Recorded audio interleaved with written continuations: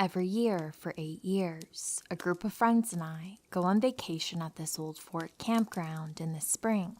It's an old fort base located on a small island about 6 miles long. There's a large family campground on the island, as well as some larger group camping spots that are about a mile from the family sites. We stay at one of the big group camping spots, so we don't bother the families that are trying to sleep and just having a wholesome vacation. There are some really cool old parts of the fort left scattered all over the island that you can visit. It's busy during the summer, but when we go, it's pretty quiet. We have been vacationing there for a while and are very comfortable as well as familiar with the island. We hike it all day and sometimes at night. On this particular evening, we had been drinking, and some of us even took some acid. Now, anyone who has taken acid knows that it's not like what you see in the movies. It's a lot more calm. You feel incredibly peaceful and safe. You're also braver. We have tripped on the islands and night hiked before. This was pretty common for us to do this one time per vacation. It's always a blast. There's a bunch of trails, and it's a very safe place. I decided to trip, so I popped my hit on my tongue and watched the sun sink behind the dunes. About an hour later, we're all gathered by the campfire and having a few beers when one of my friends suggests a night hike over to the tower. It's about a mile from our campsite, and there are a few different paths that you can take. Only 4 of us wanted to make the hike.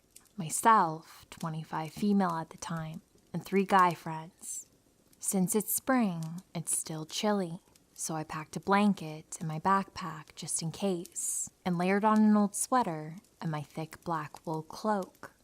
We start down the trail, and I realized I forgot my smokes, so I tell my guy friends to head on, and I would catch up.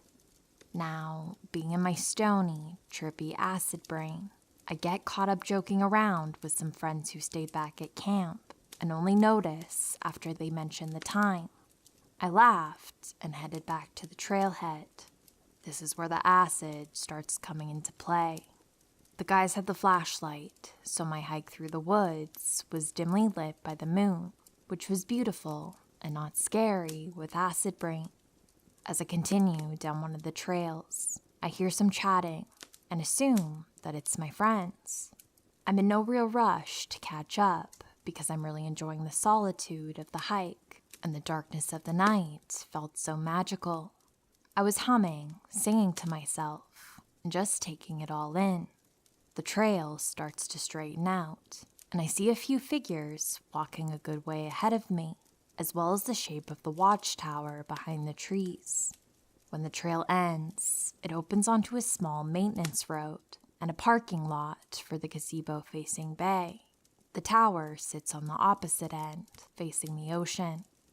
The figures keep moving towards the tower. I decided to sit for a moment and roll a joint, so I could share it with my buddies at the top of the tower. As I pull everything I need out of my backpack, a few things, like a lighter and water bottle, fall out and hit the ground. I lower myself on my hands and knees to feel for them in the darkness. As I'm on my hands and knees, feeling the ground, a brief but bright light shines on me. I look up, with vision skewed by my hood and the darkness. All I see are the figures in front of me, starting to run towards the tower. I gather my stuff quickly, stand up, and swiftly follow them to the tower, knowing I can just roll that J when I get to the top. I see their light cut off as they enter the darkness of the tower, assuming they're going to try to scare me. I hear, but cannot make out what they're saying. I think to myself that I must be tripping really hard, because it doesn't even sound like they're speaking English. My eyes had adjusted very well to the darkness at this point, and being familiar with the tower, I walked up the 3 tall flights of stone stairs to get to the entrance.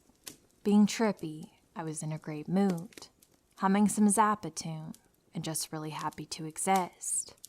I walk through the tower, humming and working my way to the top. It's very dark, darker than it was outside because there was no windows on the bottom of the tower. I hear the guys ahead of me moving towards the top, so I hurry along to the next room and try to catch up. I start calling out in a sing-song tone, "I know it's you," thinking they'll realize that the gig is up and they can't scare me. I repeat myself a few times and keep moving to the top, humming all the while. Once I reach the top, I see 3 figures huddled together, not saying a word. I laugh at them and sit down in the center of the room and roll a J, humming. They don't move. I finally tell them that they aren't fooling anyone and that I can see them. Then, all of a sudden, they start speaking in very shaky voices, saying, "It's not us. We don't know you." They take off down the tower, running and screaming.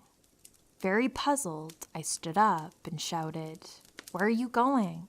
I was so confused. Then it hit me. Those were definitely not my friends goofing around, and I just scared the absolute hell out of some family. I watched from the top of the tower as the family ran down the stairs, across the lot, and back to the trail. They never slowed down or stopped screaming. It must have been a nightmare for them. My friends show up about 5 minutes later. They had apparently taken a wrong turn off the trail and got mixed up. I explained to them what happened, and we all laughed and cringed about it.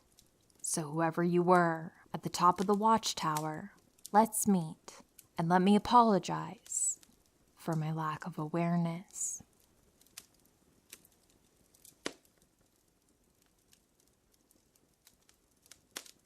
I was visiting my friend in Budapest that was working at a hostel. We ended up going out and drinking pretty heavily and meeting these 2 girls. We hung out with them through the night and offered to walk them back to their place. When we got there, my friend who had a girl on lock was like, "I'll come back with you, Andrew." I just kept being like, "Dude, you've got a girl that wants you to go up to her place. It's a short walk from here to get home. Just stay." He kept saying no, and I, jokingly, was like, "Well, you can't leave with me if you can't find me," and started running away. I'm a pretty stupid drunk, but it was funny at the time. Anyways, I ran for a few minutes and quickly lost my bearings. I had an empty wallet and no phone. I just thought, oh shit, I'll wander, spot a landmark, and find my way home from there. Hell, I'll sleep on the street. I was walking for 30 minutes at this point, really, really drunk. A car pulled up and a guy yelled at me in Hungarian. I just replied, "Sorry man, English only," and laughed. He was parked and I was chilling, so we talked for a few minutes. He seemed all right and was like, "Dude, I can take you back to your hostel." I said yes and went to hop in the back, and there were 2 guys back there, super tatted up. I was too drunk to run if they were gonna rob me, so I put on a brave face and got in. I'm sobering up really fast. They start driving, and I immediately realize something is going on. Basically, Budapest was 2 separate cities on either side of the river, Buda and Pest. We were on Pest side, with most of the clubs and such, and we almost immediately crossed over, and I didn't live on that side. So I was kind of like, "Hey man, my hostel's in Pest. Why are we going into Buda?" And they all just laughed and got quiet again. Finally, the driver pipes up and says, "Man, no one knows where you went tonight? What would you do if we tried to beat you up?" And they're all laughing. I check my door handle and it's child locked. I kind of fiend being sick and roll down my window, slightly leaning out. The whole time they're talking, saying they could kill me and no one would even know. That I didn't even know where I was. I just remember looking at my feet and being like, "If you guys try anything tonight, I know you'll hurt me or maybe kill me, but I promise I'll kill one of you with me. I swear on my life, I'll make it happen." And they would laugh. And we keep getting further out of the city, almost to the point of no buildings. We keep going back and forth with the threats when we hit a red light. Everyone in the car was kind of at ease, since they thought I was too drunk to do anything. I leaned out the window, grabbed the handle from the outside, popped the door open, and fell backwards onto the pavement. I rolled and just started running. The car was stopped for a second, but I was shouting, so they just peeled away. It was around 4 or 5 a.m. I find some guys playing Pokemon Go. This was like when it was peak time, so there was a lot of people out, thank God. They looked terrified that this bleeding drunk guy is approaching. I explain my situation, and they're super sympathetic. They call me a cab. I take the cab back to the hostel. All I had was $20 Canadian in my wallet, and I begged the driver to take it. He does. I get to my room as the sun rises. My friend asks what happened. Apparently I just say, got kidnapped, sleep, till tomorrow, and passed out in my bed.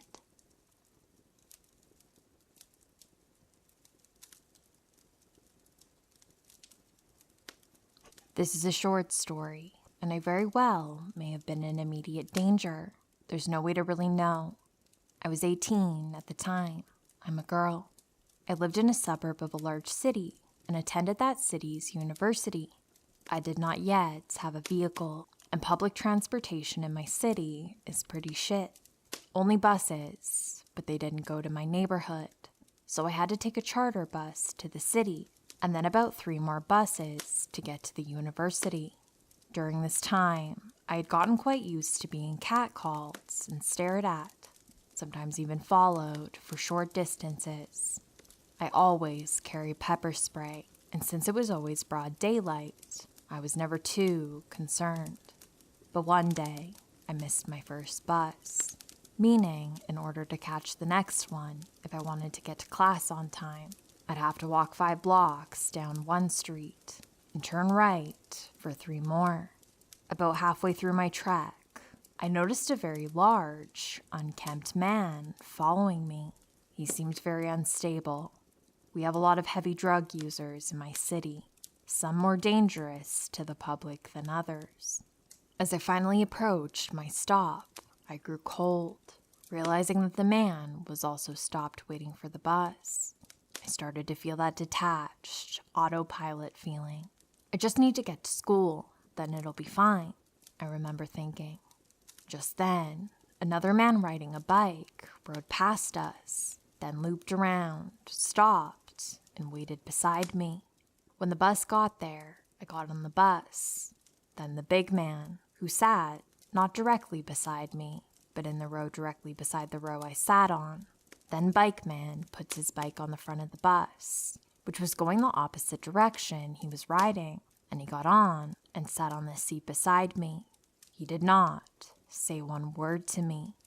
After a couple of stops, the big man got off rather abruptly, and when he did, Bike Man also got off and rode back the way we came.